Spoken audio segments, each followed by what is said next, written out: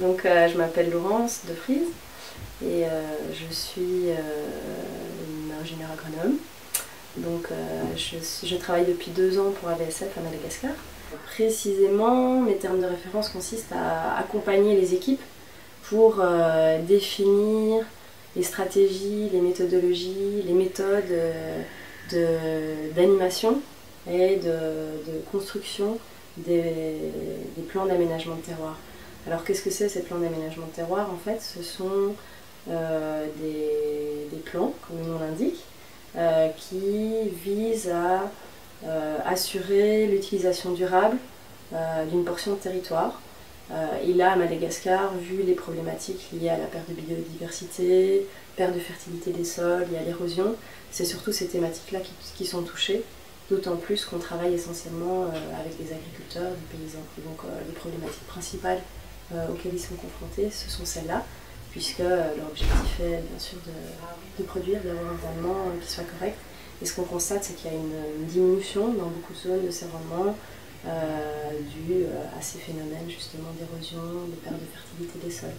Donc AVSF a développé des techniques et d'autres organismes également dont on parle beaucoup au niveau mondial actuellement, qui est l'agroécologie, qui permettent justement sur le long terme d'essayer de fixer la matière organique des sols, d'améliorer ou au moins de maintenir la fertilité des sols et donc de stabiliser aussi les rendements. Donc ça c'est une première chose que les plans d'aménagement permettent d'aborder, c'est-à-dire au lieu d'aborder ces questions à l'échelle de la parcelle, on les aborde à l'échelle du bassin versant ou du territoire. Or, bien souvent, ces phénomènes ont lieu justement à cette échelle-là. Et donc, ça permet, on l'espère, d'avoir un impact plus juste et plus durable sur ces questions-là. Et aussi de travailler avec des communautés et non pas des individus pour réaliser certains aménagements qui dépassent justement l'échelle de la parcelle.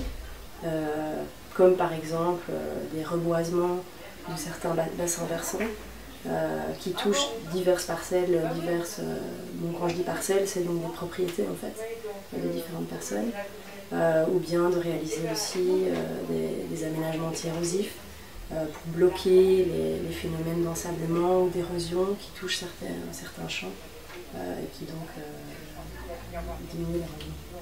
Donc voilà, donc il y a toute une démarche qui est développée. Le travail concret en fait est généralement réalisé par des techniciens qui sont sur les terrains, au contact des populations, qui vivent dans les villages, etc.